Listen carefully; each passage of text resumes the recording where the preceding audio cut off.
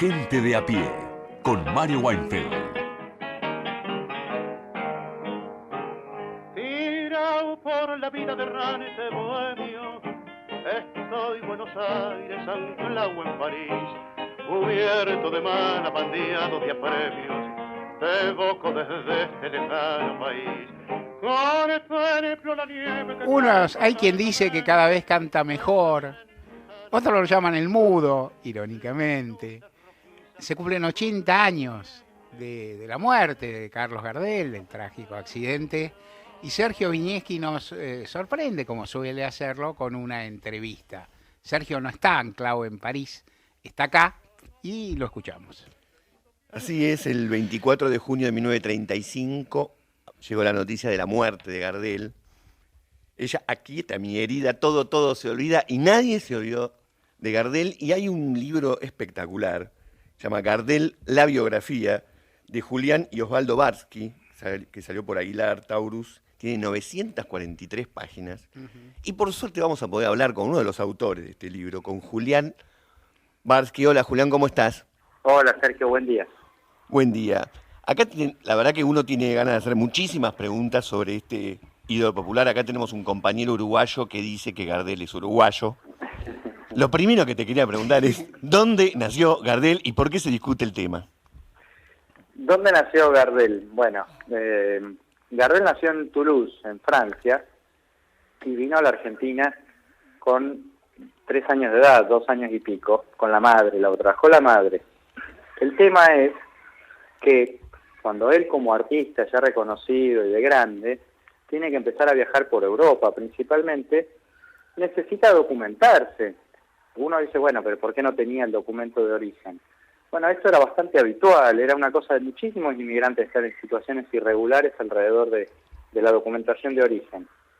Como Francia había sido parte activa y muy activa de la guerra, de la primera guerra en Europa, presentarse para viajar a Europa como francés le implicaba a Gardel un montón de dificultades, de tramiteríos legales y las posibilidades potenciales de ser convocado como infractor, de multas, incluso de potencialidad, no sabemos qué hubiera pasado, potencialmente ser convocado al ejército o de tener algún tipo de prisión. Entonces, todas esas cuestiones, él las resuelve de una manera muy a lo Gardel y muy de época, que fue a través de una ley de la República del Uruguay y de una serie de contactos en el consulado uruguayo. Él saca un documento donde se dice nacido en Uruguay, y con ese documento, que no tiene ningún respaldo porque se le solicitan partida de nacimiento, etcétera, etcétera, él no presenta nada. En el lapso, en el tiempo que se le daba para presentar esa documentación, lo que él hace es nacionalizarse argentino. Entonces, empieza a viajar por el mundo, por Europa principalmente, con un documento, un pasaporte que decía Gardel, nacido en Tacuarembó y nacionalizado argentino. Entonces, cuando él fallece, es que se arma el problema y se arma el ruido alrededor de la verdadera nacionalidad de Gardel. Que si uno lo saca del contexto de quién fue Carlos Gardel y lo pone en tantos y tantos inmigrantes, donde se da cuenta que no es un hecho increíble y fuera de serie, sino más bien uno de los recursos que tenía a mano una persona indocumentada. Bueno, la verdad que espero que el Beto Quevedo haya entendido lo que acabas de explicar. ¿Y cómo es que él, un cantor exactamente en su momento, ya en vida, fue número 1, pero por qué él y no otros cantantes de tango se convirtieron en el símbolo de la mitología nacional y popular criolla? Bueno, es una gran pregunta, porque... Gracias. Porque es cierto, ¿no? Es cierto que artistas hay muchos, actores hay muchos, cantantes hay muchos, y finalmente los que prevalecen y se transforman en algo que los trasciende en el tiempo y los trasciende en la distancia son contados con los dedos de la mano. En el caso de Gardel, lo primero que hay que decir, y principal, es su talento. Si uno obvia esto, se puede confundir mucho. Hace falta, alcanza a componerlo, escucharlo en cualquiera de sus grabaciones, y se va a dar cuenta que ese es el primer elemento. El talento a la hora de cantar, a la hora de componer, que era un buen compositor también, y a la hora especialmente de interpretar, porque era un gran actor de la canción, ¿no? Le daba a él una interpretación muy especial. Ese es el primer elemento. El segundo tiene que ver con el momento justo en el que aparece Gardel, que es el momento de la gran difusión de la radio, el momento de la aparición masiva del disco, el momento de la aparición masiva del cine sonoro, donde Gardel también filma, pero además no solo filma, sino que filma en Francia y en Estados Unidos. Entonces, eso multiplicaron su imagen, multiplicaron su llegada. Y un tercer elemento que tampoco hay que descartarlo es la forma en que muere, la forma en que fallece Gardel en un accidente tan dramático, tan espectacular en todo el sentido de la palabra, que todos estos elementos en conjunto generan esta potencialidad.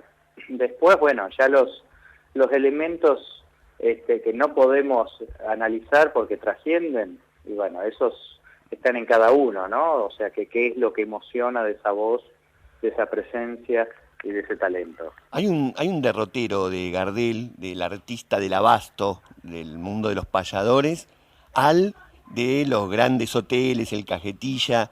¿Cómo se explica un poco ese recorrido sin que haya perdido nunca ese aspecto de ídolo popular?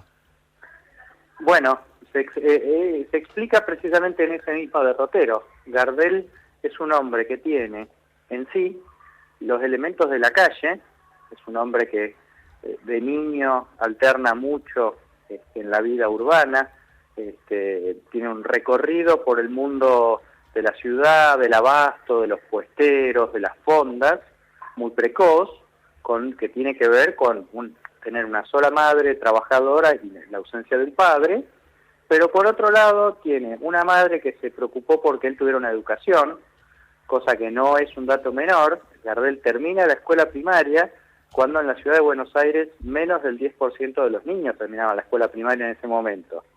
No es un elemento menor, sería un equivalente decir que Gardel hoy día hubiera llegado a iniciar, no sé, una carrera universitaria o haber terminado por lo menos seguro el secundario.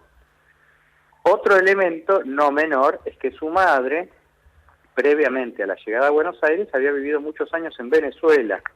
Por lo tanto, no era la típica inmigrante que venía de un pueblito y salió del pueblito y llegó acá y acá se quedó.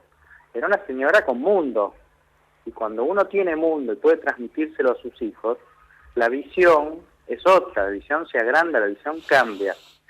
Entonces, Gardel tiene la calle, tiene esa cultura de la viveza, del que puede estar y el que puede decir un buen chiste o salir de una situación complicada, y al mismo tiempo tiene los elementos de cierto grado de refinamiento de la cultura adquirida a nivel más académico, se quiere, y también a través de los viajes, ¿no? Sí, con los ídolos populares que se hacen mitologías, se los suele mejorar mucho de lo que fueron en realidad. Una de las cosas que vos resaltás en la biografía es la generosidad de Gardel. ¿Fue tan así?